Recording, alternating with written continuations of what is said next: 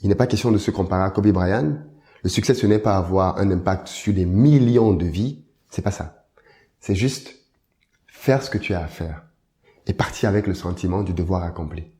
Partir avec le sentiment de, même si je pars à 30 ans, même si je pars à 40 ans, même si je pars à 50 ans, j'aurais fait ce que j'avais à faire. Peut-être que j'aurais pu faire plus, mais je ne partirai pas dans le regret.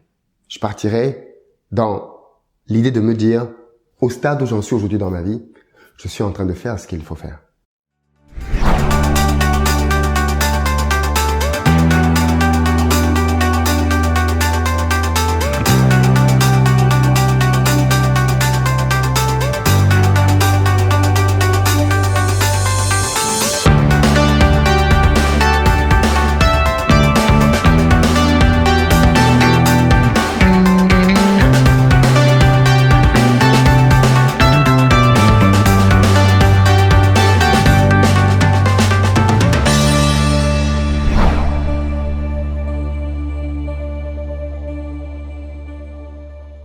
D'après des statistiques officielles, chaque jour qui passe, des milliers de personnes décèdent. En réalité, chaque minute, 110 personnes à peu près s'en vont.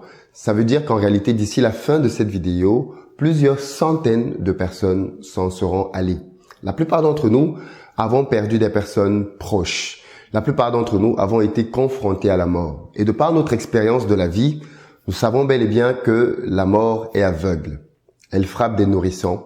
Elle frappe des enfants en bas âge, elle frappe des parents, elle frappe des mères enceintes, elle frappe des personnes âgées, elle frappe des personnes en très bonne santé. Bref, la mort est aveugle. Elle frappe des riches comme des pauvres, elle frappe des blancs, des jaunes, des noirs, partout. Et pourtant, il y a encore comme ça des décès qui nous choquent, des décès qui nous surprennent, des décès qui nous traumatisent. Pourquoi est-ce que certaines personnes, quand elles meurent, on a le sentiment que la planète tout entière leur rend hommage, et puis d'autres personnes, quand elles s'en vont, c'est parfois dans le silence le plus absolu, comme si rien ne s'était passé. Est-ce que c'est parce qu'il y a des vies qui valent plus que d'autres vies? Bien évidemment que non. Je ne pense pas que la vie de Kobe Bryant, qui vient de partir, vaut plus que la vie de toutes ces personnes inconnues, pour nous en tout cas, qui sont partis et qui ont pourtant laissé leur famille dans une douleur atroce. Pourquoi donc est-ce qu'on se retrouve à célébrer, à rendre des hommages vibrants à certaines personnes? En réalité, ma réflexion là-dessus me laisse penser que c'est à cause de la trace que ces personnes-là ont laissée. Il y a des gens qui vivent des vies dans lesquelles ils ont un impact autour d'eux et d'autres personnes qui vivent des vies qui ont un impact au-delà de leur cercle proche. Des gens comme Kobe Bryant, ce sont des gens qui ont marqué des millions de personnes au travers du monde, de par leur talent, mais au-delà de leur talent, de par ce qu'ils ont pu faire de leur talent. Parce qu'en réalité, je suis convaincu que chacun d'entre nous vient sur cette terre avec des talents, des dispositions particulières, naturelles, qui font qu'il est plus à même d'être excellent ou excellente dans un domaine. Le vrai drame en réalité de la vie, c'est que très peu de personnes parviennent à faire exploser leur génie. Très peu de personnes parviennent à amener à l'existence et à montrer au monde entier ce qu'elles sont supposées apporter. Oui, parce que je pense qu'ici-bas, nous venons chacun avec des dons et une définition de la réussite, une définition du succès en réalité, c'est de pouvoir simplement partager et donner au monde le meilleur de nous-mêmes. Je ne pense pas qu'une vie vaut plus qu'une autre, mais je pense qu'une vie peut être gâchée parce qu'on a couru après les mauvais objectifs. Et malheureusement, dans notre société aujourd'hui, beaucoup d'entre nous sont confrontés à cela. Beaucoup d'entre nous vivent une vie monotone. Beaucoup d'entre nous vivent une vie de suiveurs. Beaucoup d'entre nous vivent une vie dans laquelle ils font juste comme tout le monde et ont cessé en réalité de vivre. Ils ont commencé à subsister. Ils ont commencé à vivoter. Oui, parce que la vie, la véritable, c'est celle dans laquelle tu te découvres, dans laquelle tu te dépasses, dans laquelle tu apportes au monde ce pourquoi tu es venu. Parce que je pense aussi que chacun d'entre nous, à cause de ses dons et de ses talents particuliers, avons des impacts que personne d'autre ne peut faire. Regarde simplement autour de toi et tu vas te rendre compte que beaucoup trop de personnes vivent sans être conscient de l'impact qu'ils ou elles peuvent réellement avoir. Beaucoup trop de personnes vivent en faisant taire leur potentiel. Beaucoup trop de personnes vivent dans des chemins qui leur sont déjà tout tracés. Kobe Bryant, c'est un basketteur, mais c'est beaucoup plus qu'un basketteur. Moi, j'ai été pendant mon adolescence fan de basketball, donc forcément, j'ai appris comme beaucoup de jeunes Africains qui était Kobe Bryant sur le terrain. Mais en grandissant et en devenant entrepreneur, je me suis rendu compte que la vie de Kobe Bryant inspirait beaucoup de gens, en réalité à cause de l'homme et de la personnalité qu'il avait. Kobe Bryant, c'était un champion, mais c'était aussi un homme qui avait un caractère exceptionnel en termes de discipline, en termes d'accomplissement, mais aussi un talent fou. Kobe Bryant n'hésitait pas à venir à 4 heures du matin au gym quand tous les autres étaient encore en train de dormir, parce qu'il estimait que c'était le prix à payer pour être l'un des meilleurs dans une ligue aussi prestigieuse et aussi compétitive que la NBA. Il a payé le prix, les sacrifices qu'il fallait pour avoir le succès qu'il a eu. Et en réalité, moi, aujourd'hui, je veux juste me souvenir de pourquoi est-ce que Kobe Bryant m'a marqué. Je veux me souvenir d'un homme qui a décidé de se surpasser pour aller atteindre des zones inimaginables auparavant. On vient de perdre au travers du décès de Kobe Bryant l'un des plus grands sportifs de tous les temps. Et je pense que beaucoup d'entre nous savent aujourd'hui quelle est la place du sport dans le monde. Et on est autant touché, certes à cause du drame, de la manière avec laquelle il part. Steve Jobs est parti. Nelson Mandela est parti. Thomas Sankara est parti. Mais quand je regarde la mort de quelqu'un comme Thomas Sankara, elle est très proche de celle de Kobe Bryant dans le sens où ce sont des morts accidentelles. Et les morts accidentelles, ce sont des morts qui surprennent et qui font donc d'autant plus mal parce que la douleur est vive. Et aujourd'hui, ce que je veux simplement te dire, c'est si tu as vraiment aimé Kobe Bryant, si tu as vraiment aimé Nelson Mandela, si tu as vraiment aimé Thomas Sankara comme moi, le meilleur hommage que tu puisses leur faire, c'est laisser leur vie t'inspirer. C'est essayer dans ton cheminement de prendre ce que tu as vu chez eux, appris chez eux et l'appliquer à ta propre vie. Aujourd'hui, le meilleur hommage que je peux rendre à Kobe Bryant, le meilleur hommage que je peux rendre à Thomas Sankara, c'est vivre pour avoir un impact. C'est vivre, non pas parce que je veux être en compétition avec quelqu'un, parce que je pense que c'est une très mauvaise définition du succès, celle-là, mais parce qu'en réalité, c'est en devenant qui je suis appelé à être qu'au final, je vais être le plus épanoui possible. C'est un peu comme un véhicule. Quand un véhicule est à l'arrêt, il n'est pas épanoui. Un véhicule est fait pour rouler. Et c'est quand il est sur une autoroute, qu'il roule à bonne vitesse, que le moteur s'exprime pleinement. On peut avoir le sentiment qu'on fait du bien à une voiture quand on la met au garage. C'est faux.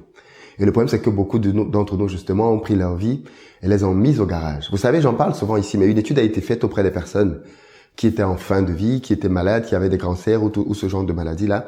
Et donc, pour lesquelles on avait prévu qu'elles mourraient dans quelques temps. Et on leur a posé la question de savoir, maintenant qu'elles sont à la fin de leur vie, entre autres questions, bien sûr, quels étaient leurs regrets. Et ce qui est vraiment frappant dans cette étude, c'est de se rendre compte que ces personnes-là ont en grande majorité parlé des choses qu'elles auraient aimé faire et qu'elles n'ont jamais faites. Les aventures qu'elles auraient aimé tenter, les voyages qu'elles auraient aimé réaliser, les dons qu'elles auraient aimé laisser, les projets qu'elles auraient aimé essayer. Et ça, c'est une leçon pour toi et moi. Parce qu'en fait, c'est une leçon qui nous dit que si nous vivons une vie dans laquelle nous n'essayons pas, si nous vivons une vie dans laquelle nous ne nous surpassons pas, nous allons être dans le regret, probablement, dans quelques années. Je souhaite bien évidemment à tout le monde d'avoir la vie la plus longue possible. Mais par-dessus tout, je souhaite à tout le monde d'avoir la vie la plus réussie, la plus épanouie, la plus complète possible. Et ça passe nécessairement par le fait de laisser tes talents, de laisser tes dons éclore. Tu mourras un jour, de toutes les façons. On mourra tous un jour. La vraie question, c'est quel héritage on veut laisser. Chacun d'entre nous a une famille. Et la dramaturgie veut que Kobe Bryant soit parti avec l'une de ses filles. Mais en réalité, Kobe Bryant a aussi été l'homme qu'il a été à cause de sa famille. Et je pense que toi aussi aujourd'hui, tu fais beaucoup de choses parce que tu as une famille ou parce que tu penses à une famille que tu vas bâtir demain. Et je pense que c'est quelque chose de bien.